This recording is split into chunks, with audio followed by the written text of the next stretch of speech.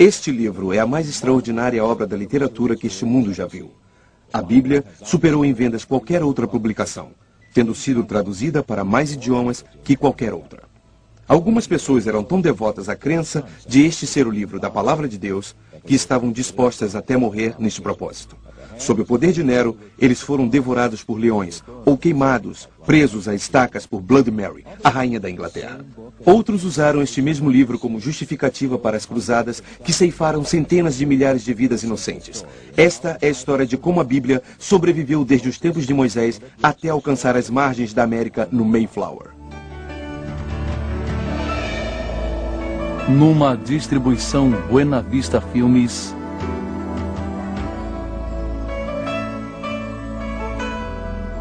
O Livro Eterno.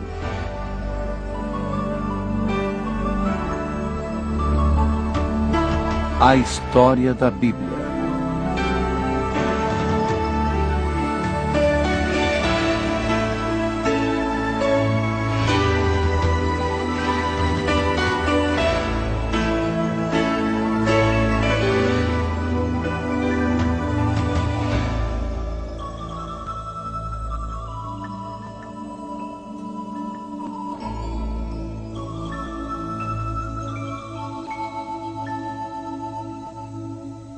A palavra de Deus para o homem, como a Bíblia começou, 1500 a.C.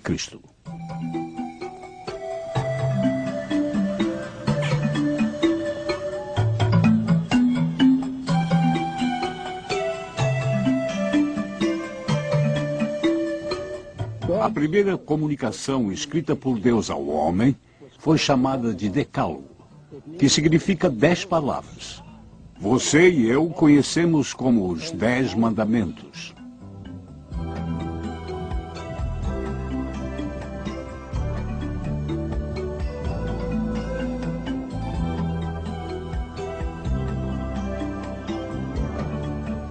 Primeiro foi dada oralmente e depois foi escrita. Moisés foi chamado a subir o monte pela segunda vez. E Deus deu a ele os direitos dos povos, os direitos de propriedade e os direitos ao culto. Quando Moisés retornou do monte, escreveu as palavras do Senhor. Isto tornou-se conhecido como o livro de Popanac. Estes, de fato, retirados do registro de Bacalamelec, tornaram-se o início das sagradas escrituras que hoje chamamos de Bíblia.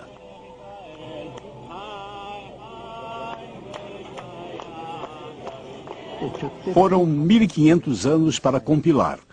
40 autores diferentes contribuíram, e eles escreveram em 3 línguas diferentes.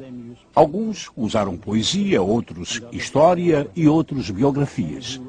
Muitos dos que escreveram eram reis ou guerreiros, e outros eram fora da lei. Tudo o que foi produzido tornou-se para nós em 2 testamentos reunidos em 66 livros. O Velho Testamento Canon, 300 anos antes de Cristo. Existe uma palavra que precisa fazer parte do seu vocabulário. Se já não faz, a palavra que me refiro é canon. Ela refere-se à coleção de livros que constituem a Bíblia. Eu estou interessado na Bíblia como ela se refere aos judeus. Eles acreditavam que a Bíblia foi dada aos homens como uma revelação especial, que vinha de Deus e que era o princípio e o fim de toda a autoridade sobre todos os assuntos. Era a mais alta corte de apelação para a qual todo homem deveria ir. A Bíblia que eles tinham não difere da Bíblia que temos em termos do Velho Testamento. Eles vão dizer-lhes que a canonização das Escrituras não aconteceu numa noite. Não foi decidida numa reunião de conselho. É alguma coisa que Deus fez gradualmente. Quando foi feito, dividiram-se em 3 partes. Eles tiveram a lei, ou o que eles se referem como Torá. Tiveram os profetas, e depois os escritores, ou como chamaram de hierografia. Isto acontece se vocês olharem no Evangelho de São Lucas, capítulo 24, e em seguida, no versículo 44, vocês observarão que é a mesma divisão da Bíblia que foi dada por Jesus. A escrita era primitiva, e não havia letras minúsculas, vogais ou sinais de pontuação, e nenhum espaço entre as palavras. e eles escreviam do lado direito do papel para o esquerdo. Eles tinham apenas 22 livros na Bíblia deles. Entretanto, era exatamente o mesmo material que está nos atuais 39 livros do Velho Testamento. Mas quando o acúmulo de tais escritos aconteceu? Está dito em Êxodo 24, versículo 4. E Moisés escreveu todas as palavras do Senhor. Quando Alexandre o Grande conquistou o mundo, era uma época de racionalismo filosófico. Os homens viviam fazendo perguntas. Havia estrelas no campo das questões como Sócrates, Platão e Aristóteles. Mas eles não tinham respostas para as perguntas. Eles só tinham as perguntas. Não somente os livros de Moisés foram escritos 1500 anos antes de Cristo, mas lembre-se, de acordo com a tradição, o livro de Jó foi escrito 400 anos antes disso. Em 586 a.C., quando os babilônios vieram e decidiram assolar aquela terra, queimaram tudo que era possível queimar no templo e puseram abaixo todas as rochas e tijolos que o constituíam.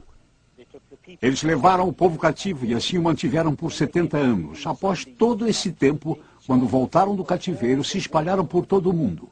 Construíram pequenas sinagogas, onde poderiam cultuar e dar instruções. Para isso, fazia-se necessário uma Bíblia para cada uma dessas sinagogas, e isto resultou em uma nova constituição, a dos escribas. Eles eram exigentes, se autorregulavam da seguinte forma.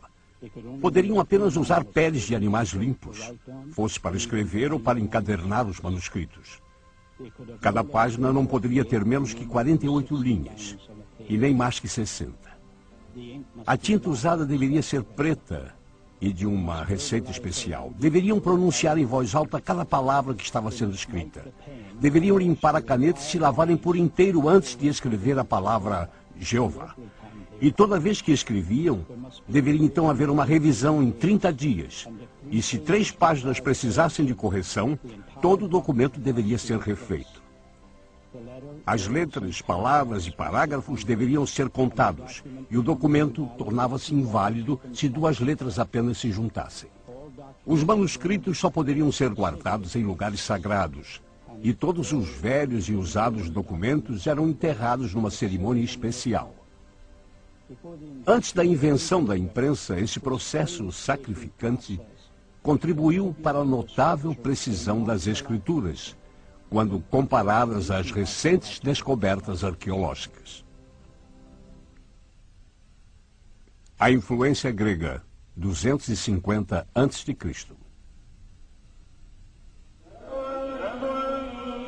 Jerusalém, Israel.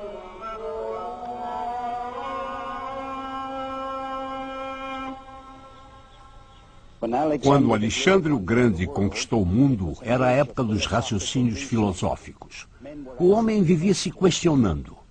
Alguns eram brilhantes na área das questões, como Sócrates, Platão e Aristóteles. Mas eles não tinham respostas às próprias perguntas. Deixaram na mente humana um vácuo, um vazio, algo que precisava ser preenchido, e eles esperavam por alguém que pudesse vir a responder a todas as questões. Quando Alexandre morreu em 323 a.C., o mundo se tornou bilíngue, e o grego era a segunda língua mais falada. Por esta razão, tornou-se importante haver uma tradução da Bíblia para o grego. Por volta do ano de 285 a.C., havia vários judeus que faziam parte da subcultura egípcia. De acordo com a tradição, Demétrios de Palerum, responsável pela mundialmente famosa biblioteca em Alexandria, perguntou ao rei Ptolomeu Filadelfo do Egito se ele conseguiria a tradução grega da lei judaica para a biblioteca.